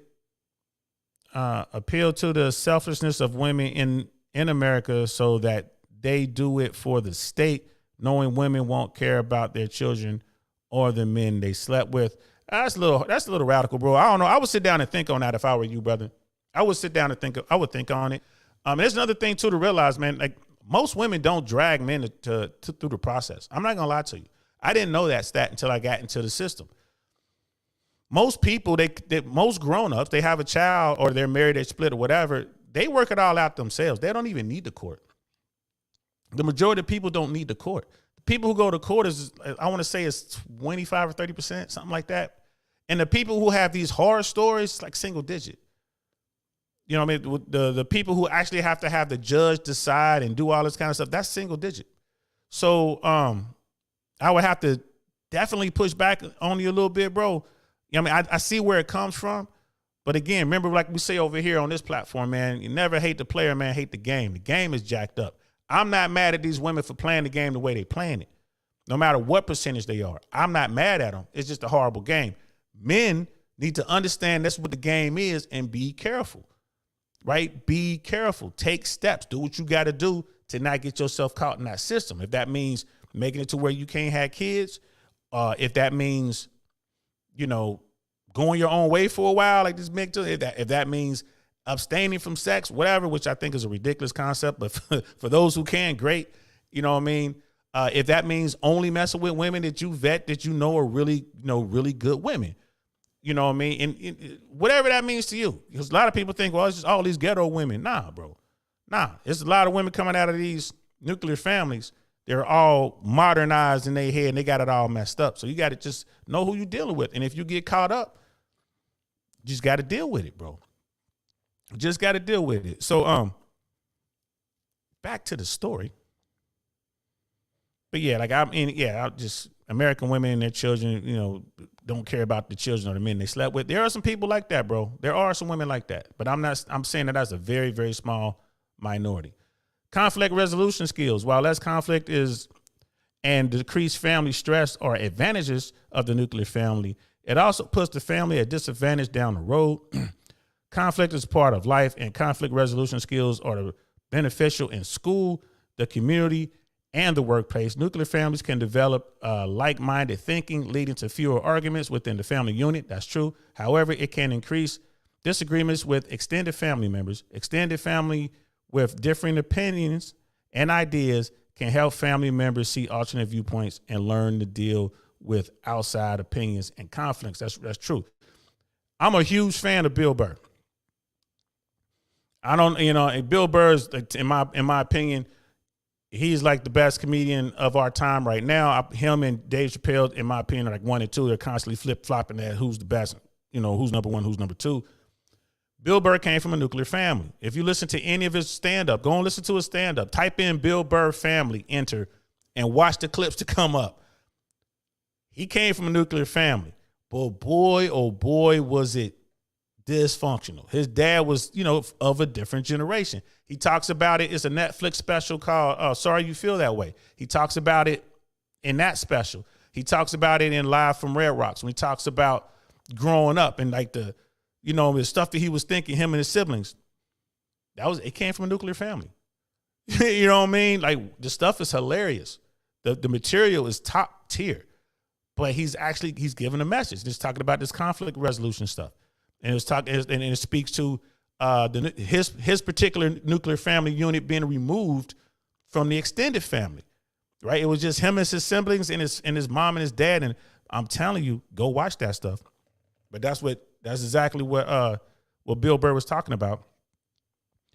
Let's see, and let's get back to the story. We'll finish this up. I'm almost an hour and a half. I thought this was going to take an hour. Now we'll probably be 2 hours before we finish this. It's all good though. Small support system. Emergencies such as accident or even times of illness can leave small nuclear families in crisis. I just talked about that. The Preserve articles analysis points out how extended family structures offer built-in help for those scenarios.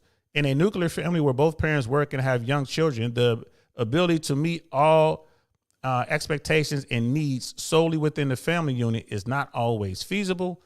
Multi-generational households offer assistance as needed. Should a child become ill during school or the parents are stuck in meetings, grandma or grandpa can often be there in a flash. Yep, and that's why you need that extended family. Compounding stereotypes, the emphasis on a nuclear family as best practice exacerbate stereotypes of single mothers, family structures based on religion, and cultural family structures found throughout the world. The International Encyclopedia of Marriage and Family suggests that nuclear families are not as historically prevalent as initially believed. The symbolism this idea represents is an ideal for all to seek, while those in other scenarios earn criticism. This normalized ideal influences public policy and government programs, which can exclude different types of families. And in this part right here, absolutely, I agree. This is why we deal with this. This is why women 90% of the time get custody of children, because of the stereotype that, women are the caregivers and their, moms, children should be with moms and dads should be out working, which doesn't fit our societal norm today.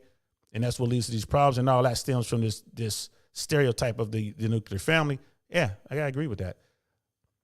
A self-centered worldview. According to Concordia University, St. Paul, the traditional nuclear family is child-centered. This means the focus is on the immediate family, children in particular, for all facets of life. The family unit strives to meet its own needs and places secondary emphasis on others.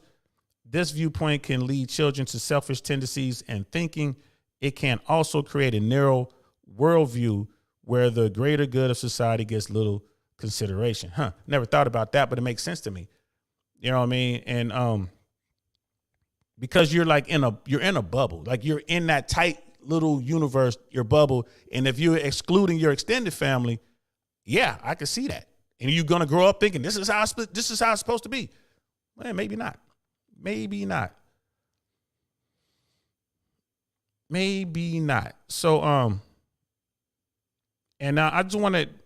There was one more down here. There's a couple I wanted to skip, but I wanted to finish with this. The preferred family structure. The nuclear family continues to be the family structure preferred by many Americans, although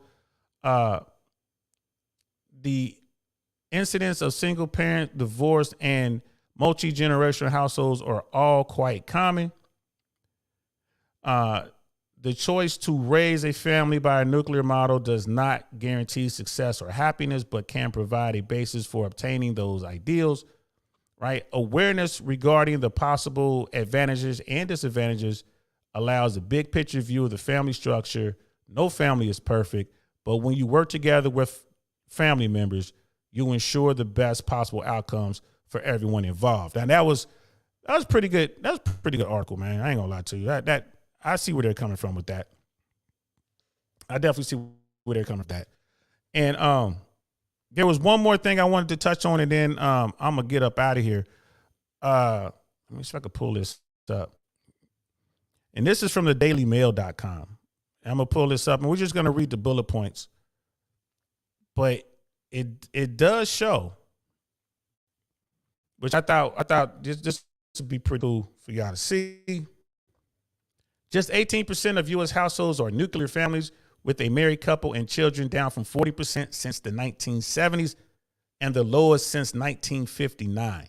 The Census Bureau count showed that 17.8% of the United States, 130 million households, featured married parents with children under the age of 18.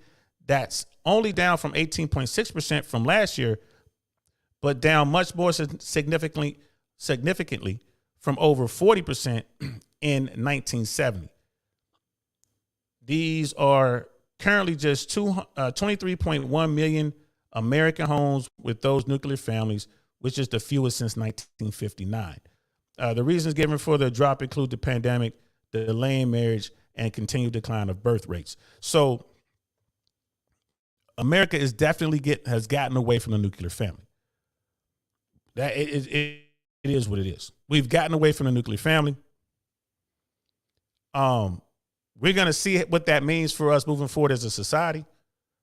We've already touched on child support. We touched on how that could be a bad thing when you're talking about how it attempts to remove a parent from the situation and extract money from them.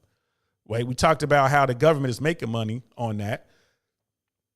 Right? We've already touched on so many different topics just having this conversation today about the nuclear family. If more nuclear families were there, would our society be better? I don't know. You can compare it to the numbers from the past, but that was the past.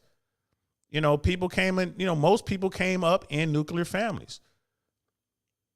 And then they come out, well, we had problems too. Like, well, yeah, life is going to be problems. There's always going to be problems thrown at you. But I personally believe it's the best way to raise a family. The best way to raise children is in a home with mom and dad and the children. I honestly believe that's the best way to do it.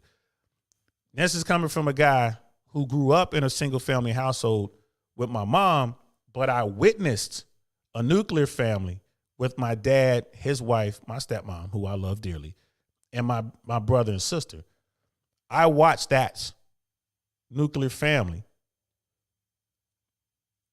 As a kid, I sat back and I watched it, and it does work. It works. Now I have an extended family with my cousins and uncles and aunts and all that. That works as well, but personally, I believe that the nuclear family is the way to go. If you're thinking about having kids, especially ladies, if y'all thinking about having kids, have a child with a man that you know wants you. Have that relationship. Have that conversation. Like, hey, let's have kids. Let's go half on a baby. However you want to do it. You know what I mean? If you want to get married, if the dude doesn't want to get married, I understand that. You know what I mean? Just maybe suggest to him like, hey, we'll get a prenup done. You know what I mean? If you want to have a child, have those conversations and work it out. If you want what's best for your kids, I would say that it's best that y'all do it together as a team in a nuclear home. You, him, and the babies. Right? I'm telling you. And the reason I have to say this to the ladies is because The choice rests with y'all in our society. Men can't force you to have kids. Men can't force you to be in some sort of relationship. But women, y'all can. Y'all can force men to be fathers. Y'all can force men to be in a relationship with you, even if it's just through the court system. Right? No matter how I feel about it, I'm tied to my daughter's mother, at least until my daughter's grown. Right? At least. I'm tied. That it is what it is. So ladies, you want to have children, that's fine. Right? Find the guy that wants to be with you. Don't try to be like, well, I'm going to get knocked up by the top tier guy, because he'll gladly just pay the money in child support so he don't have to deal with you. And you're still going to have a relationship with him, but it's going to be through the courts. You will never hear his voice unless he's speaking in the court hearing, right? You won't be able to just reach out to him and call him and text him, because they're going to put you on court mandated platforms where every text is seen. If a guy don't want you, he don't want you. Yes, you can force him to pay money for a child that you want, but that's not the relationship that you want, and it's only going to make you bitter. And now you're dealing with the stuff that we were talking about. Single parent, I'm telling you, single parenting ain't it. Co-parenting is okay, but the best way to do it, in my opinion, nuclear family. You know what I mean? So that's it. Did anybody have anything to say? Did anybody want me to drop the link? You know what? I'll drop the link just in case anybody wanted to say something. I'll drop the link. And I'll give y'all a few minutes, see if anybody wanted to come up here and say anything. And in the meantime, let me catch up with the chats. Let's see. I'm just trying to see where we left off on the chats. Oh, here we go right here. Mad 4, we read that one already. Mr. Godzilla Face, what's good, fam? Yo, what's good? Thanks for coming through. Appreciate it. Sister Candace, what do you think, Brother DL, about the fact that nuclear families existed back then?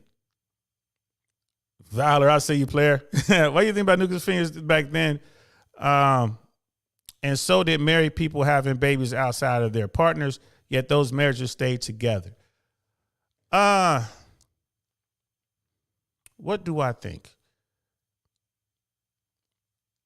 I think that I think even back then, nuclear families were the best way to go. I think that society shunned those people who were divorced. Remember, if you got divorced, you had to leave your church. You had to get special. I mean, it was like bad if you got divorced. If you were a single parent, and your husband didn't die in the war, like in like Iwo Jima or landing in Normandy or something like that, you were frowned upon. I think there's been a shift in society, and this is just where we are right now. People are doing stuff because it makes them feel better. They're not thinking about their family, not thinking about the country. They're just thinking about themselves. So yeah, I think that's my take on it. I mean, damn, that's a good question, sis. That's a good question. I'm gonna have to think on that and get back to you. I'm gonna pull you up in 1 second. If I'm gonna catch up with the chats, I'm gonna pull you up. It's too easy now to get divorced and destroy the nuclear family. Absolutely, I agree with that. I think it is. I think it should either be harder to get married or harder to get divorced. It just is what it is. Yes, it's definitely too easy to get divorced right now, or it's too easy to get married, one or the other, if not both. And Sister Candace also goes on to say, both of my grandparents, mother's side and father's side, were married and had outside babies at the same time, yet they didn't divorce. I think that's because society frowned on it, and I think that it was an expectation for you to take care of your own. I don't think child support wasn't a thing back then. So if you were kicked out as a woman or whatever, and you weren't making your own money, now your children are at risk. Maybe that was a big thing for them standing together. So I ain't see now Sister Candace done gave me some more stuff for the old think tank. Arch, nothing gets past the old think tank. Nothing. I'm gonna put that in the think tank, sis. And I'm gonna talk about it some more. We got Brother Valor in the house, man. What's good, fam? How you feeling, man? I ain't seen you in a month of Sundays. You ain't got a haircut and everything, man. Looking like a grown up. I got the Star Wars poster in the back, so I'm not too much about that. But let's start off with, I've had a weird thing where I've been raised by everybody and nobody at the same time. Oh yeah, we know your story. Y'all go back and check out actually there's one that we can show. The other one we put on private, but go back and watch the story. Yeah, that was great. That got brought up in a court proceeding. You know that? Did it? Good thing I was like, shit, they couldn't find it. But yeah, I grew up with basically two kinds of sets of parents. I grew up with basically mom and dad being divorced and basically living with them being single parents on both sides of the spectrum. I've lived with, a stepmom who is basically a mom.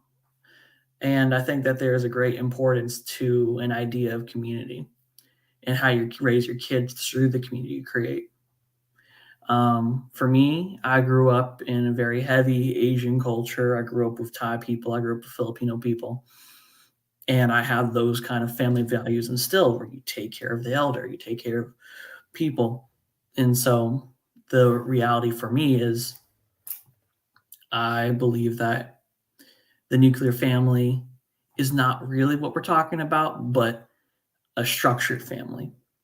And I think what happened is that basically the idea of the nuclear family was it's marketing. But a structured family is not. There's the old adage, which basically takes a village to raise a child. And I think that in America, we have destroyed villages for everyone, for white people, for black people. And the only people who actually still have that idea of communal growth and coming together are Asian people and Jews. You go into a Jewish community, something happens, they'll take care of you. Thai people coming over from Thailand, they can come here and they can be taken care of by the Buddhists, and they can be fed, and they can get housing and family structure within pretty much like 3 months of arrival. You go to Germany, or let's say you're a German, you come here looking for your fellow Germans in America. That's not going to happen.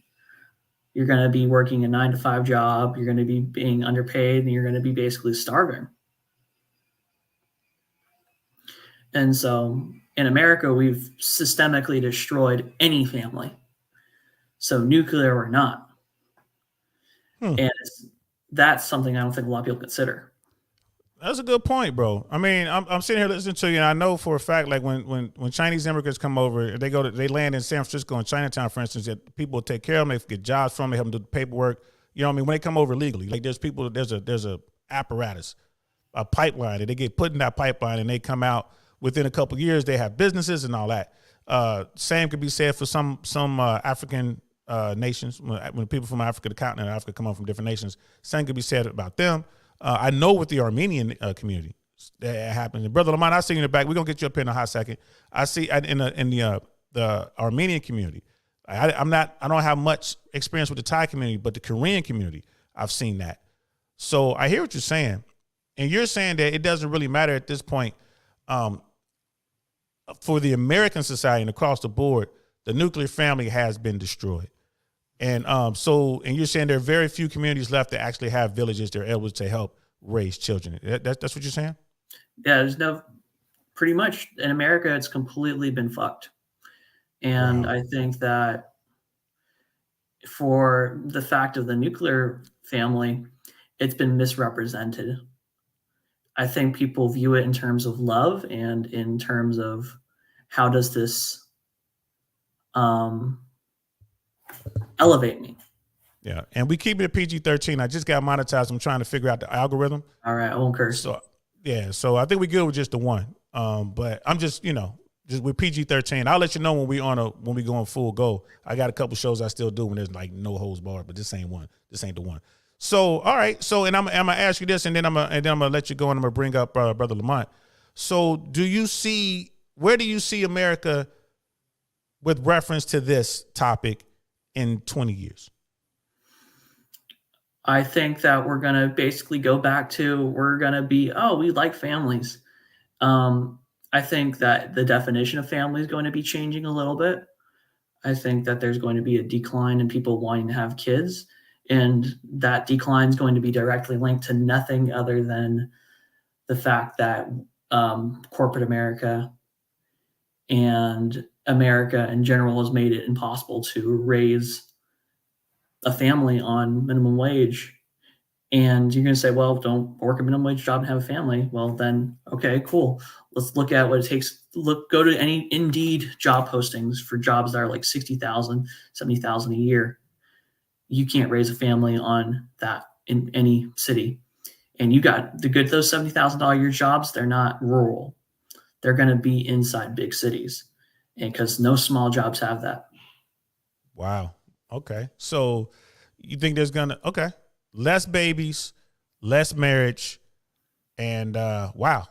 Okay. I think it might be this is something I have like a small theory about this, but I think that there might be a rise in polyamory to literally be able to do that, because marriage used to be viewed as a wealth building exercise.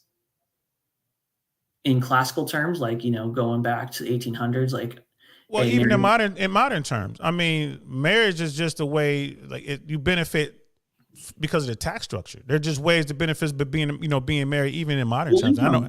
Yeah. Dual income. That's a great thing. But $120,000 a year, that's unlivable in most parts of America. And most parts of America, meaning LA and New York and big Chicago. Cities.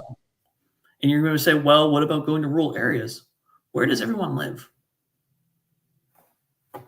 Right. There's not a lot of people in flyover country. That's right, man. That's what's up. Hey, listen, bro, we got to do a show. I'm glad you hit me up because I was about to hit you up. I want to talk about Alec Baldwin, not now, but I want to put together a show on Alec Baldwin. I want to talk. Yes, thanks. That's two of them. And I want to talk about the life on the set and how crazy this is. What's going on with Alec Baldwin? How this guy's passed the armor and this. You know what I mean? Like, who touched the weapon and why there were live rounds on the set and all this. I want because you know about that life. And if you could find one other person, we could have this conversation and try to look, really like let everybody know what it's like out there to be on set and deal with this sort of thing. So next week, if you're free, man, I'm gonna hit you up later on this weekend. All right, peace out. Peace. I'm gonna let you, man. Thanks for coming up. Peace, bro.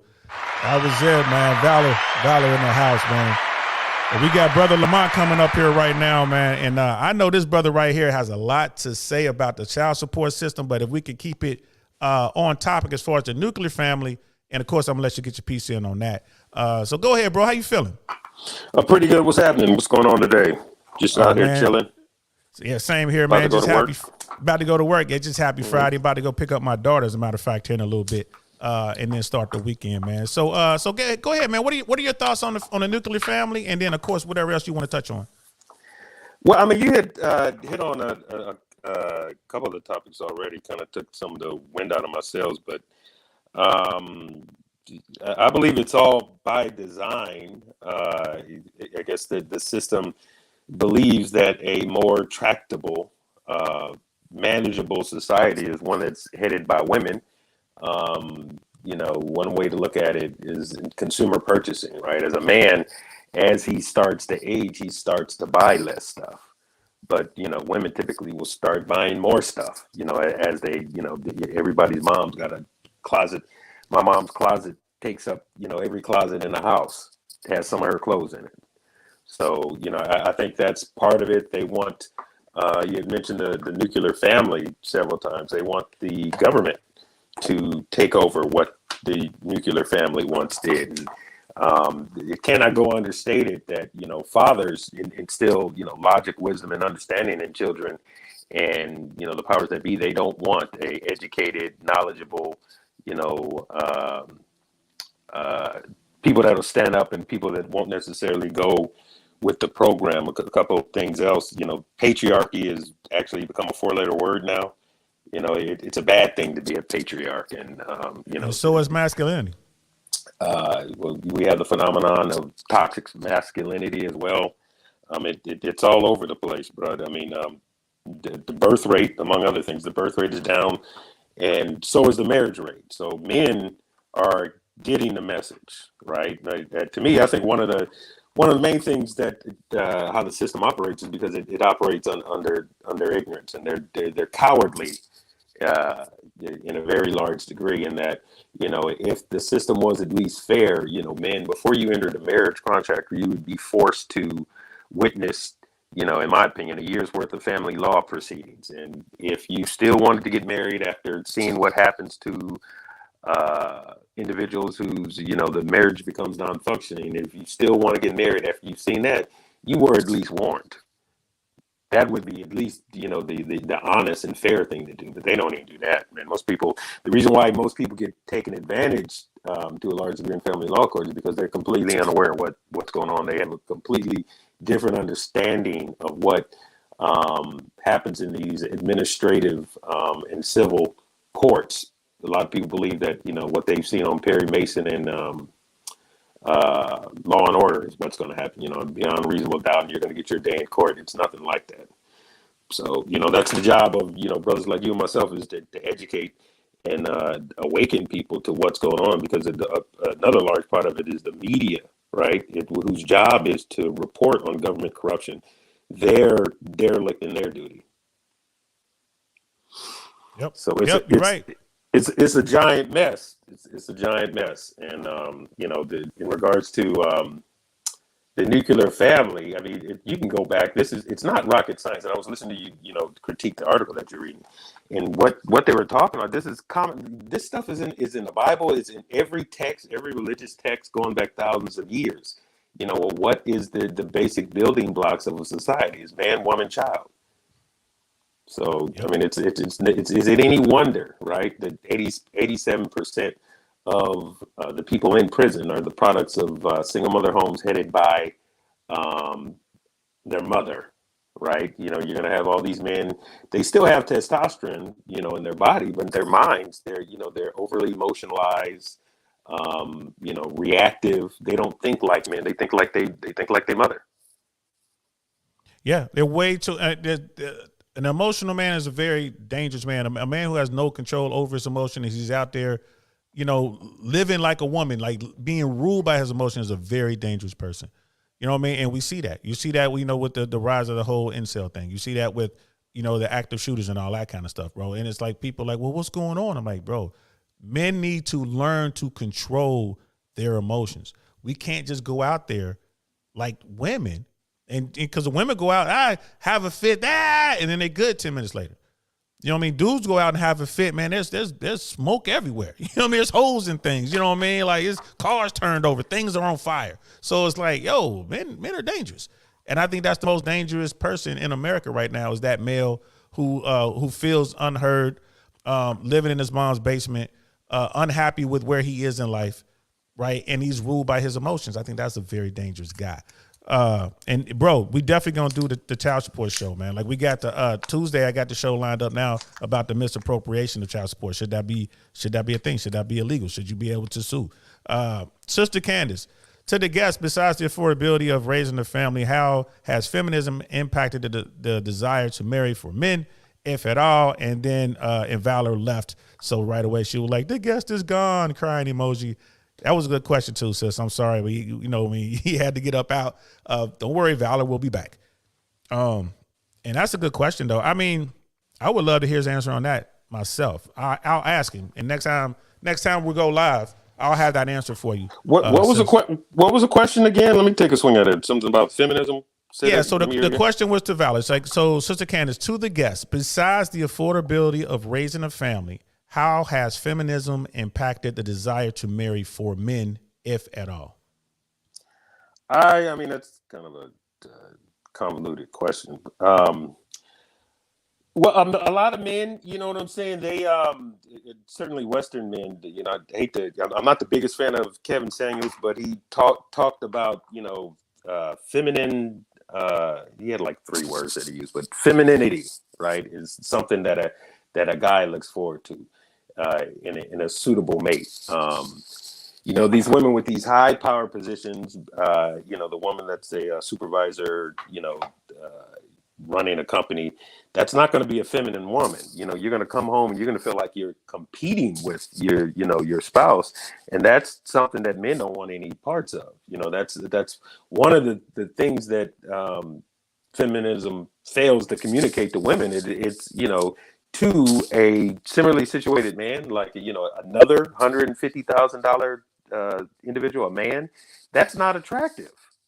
I mean, it may be for a period, but that's not something you want to come home to every day. She's second guessing everything that you don't want. You know, I'm not, you know, just this out of control, you know, woman hating man. I'm not saying that. A relationship is by definition, you know, the coming together of two equal, you know, equity holders in something, right? So, you know, I'm not saying that a woman is to have no say, but, you know, the way feminism as expressed in today's society is women are supposed to have total say. You know, they're more important. A couple things that's on my mind is this may be kind of a divergence, but some of the things that feminism, you know, has been allowed to get away with. And, you know, I'm a California State Peace Officer. Okay. Are you aware, DL, that at present, 96% of California state inmates are men? I did not know that, but I'm not surprised. You know, on the surface, right? You want to, you know, anecdotally assume that, you know, men are more predisposed to committing crime. That's just, you know, I don't have. That's the thought that pops by my head. I'm like, we're more Exactly. violent. That right in Exactly. my mind. It's like, of course. It's an anecdotal, you know, opinion, but, you know, I agree that there's a disparity in, you know, the rate at which men commit crime versus women. But is that disparity 96% to 4%? No. We already know. We know the numbers at the federal level for the exact same crime, right? For the exact same crime at the federal level, women receive a 60% less sentence. Yes. Okay. First time offender robs a bank, right? A man will get 10 years. A woman get 4. Yep. Same crime, same weapon, same MO, Yep. everything. Same scenarios. Just it was a man doing it, and then it was a woman doing it. So I mean, it's a lot of things that happen in society, and women feminism has been allowed to create a society where, you know, they, you know, get the same, if not more, benefits, but none of the responsibilities. You being a veteran, you're well aware that women do not have to register for the selective service. Yep.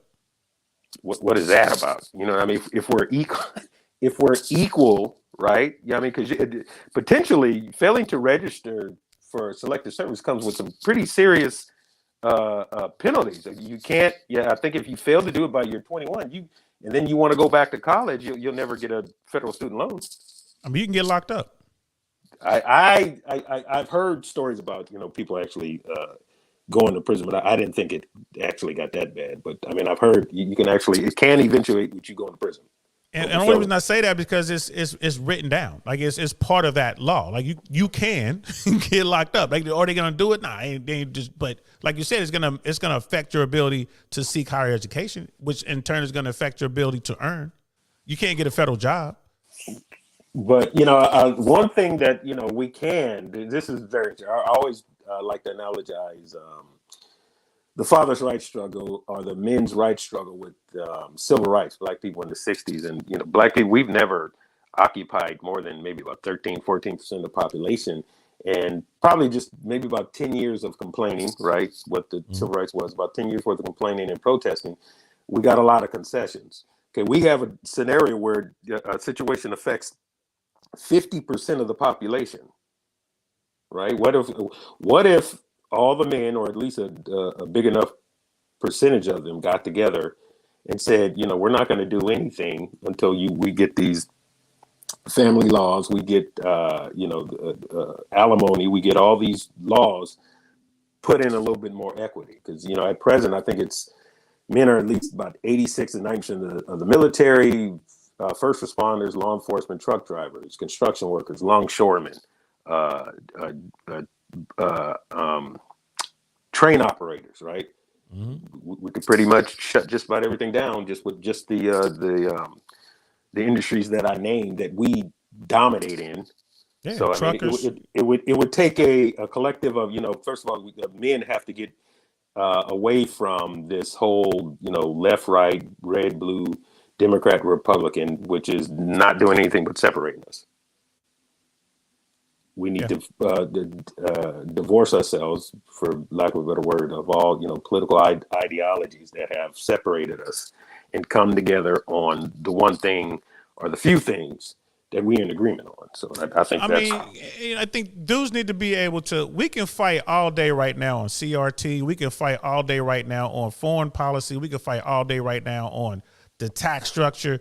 But all men should be like, you know what? We're gonna pause all that when we start talking about, like the family court system and what's going on, because it's detrimental to our nation. We are destroying the foundation of America. We're destroying the family, right? And you're right. I mean, I don't care what side you're on. I don't care about none of that stuff. I don't care if you're transsexual, AB. I don't care. But this is going to hurt you. This is going to make us all bad. This hurts America. It hurts men. You're right. Men should be able to come together and do that, and we're not going to do it, at least 90 times soon. Like I said earlier, man, I think that it's going to take women having to pay men child support and or alimony. That's when the court system is going to change. Why? Because women are out there voting. Women are other consumers. You don't want to take all that money from them. There's less money they can spend on iPhones and less money they can spend on Chewy products. You feel me? So, you know what I mean? Like, that's what I think is going to happen. And I wish men would just come together and stand up and do something about it, but we don't seem to want to do it. And Sister Candace, like with that question, Sister Candace understands how I would answer this and how you would answer it. But Valor's different. I think she really wanted to get Valor's perspective because he looks at it a little bit different. And I'm definitely going to have to get that answer for her because she's red pill 100%. She knows what's going on. Right here, you're talking about Kevin. Right here, fit, feminine, friendly, cooperative, submissive. That's Kevin Samuels. That came from. That's what I was talking about. Yeah, that came from Sister Candace. Last Goody, man. The Jersey's in the house, man. Like I said, what's good, fam? A quick little clap for you because I ain't got the horn set up. In the nuclear family, a husband, he's like, is the nuclear family a husband and wife in the home raising the kids, or just parents in the house raising the kids? I talked about that at the top of the show. We read a definition, and it depends on what take that you subscribe to. Don't fall for that. Don't fall for that, DL. But here's my take. I give people that because I come at it two different ways. I believe the nuclear family is mom, dad, biological children. I believe in that. My only caveat is I will accept the nuclear family, mom, dad, stepchild, adopted child, biological child. But it's still, DL. Okay, the person most likely to harm a child, statistically, who would you think that person is? I would say statistically, you want to say it's the man, but the woman is probably the most likely to harm a child. The person most likely to hurt a child is mom's new boyfriend. Ooh. Okay. So the safest place for a child to be is with their birth father. Your dad is not more like, I'm not saying, the anomaly, the strange, the bizarre doesn't happen, but it is strange and bizarre for a reason because it's rare, right? Your birth father is not going to harm you. Not to the degree. Generally speaking, generally speaking. Yeah, I mean, like I said, the bizarre happens, right? But your birth father, the natural bonds of affection is going to, stop, your birth parents from doing, harm to you typically. So, there's nothing that supersedes the natural family. So you can't. This is this whole, watered down LGBTQ thing that your family is what you make it, or it's the group of people that you come together that.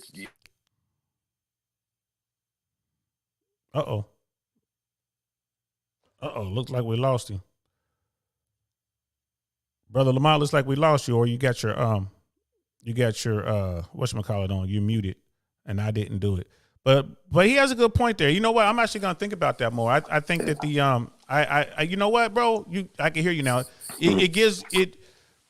I'm gonna go back and I'm gonna think on this, bro, because that makes sense. That does make sense. I'm gonna think on this a little bit. So the nuclear family should be the traditional nuclear family: mom, dad, and their biological children. I'm gonna think on that some more, bro, because you bring up a really good point. Last good man in Jersey, feminism runs absolutely contrary to what men in marriage, what men want in marriage these days. Men want wives who we can be heroes for. Feminist teaches women that male masculinity isn't heroic, it's villainous. All right, that's the take on that. Pretty I think good. Yeah, like here's my thing on that. Like, women, if you want to go out there and you want to make yourself into the man you want to marry, go do it. Go do it. But here's the thing. You're not gonna be able to get that guy. Brother Mott talked about it, and I'm gonna emphasize it again. Opposite attracts. Opposites. We can't be the same. I can't be masculine. You come home masculine, and we just it's not gonna work. I'm not gonna come home and fight you. I've been fighting all day. You've been fighting all day. We come home and now, because a lot of women say, "Well, I can turn it off." No, you can't.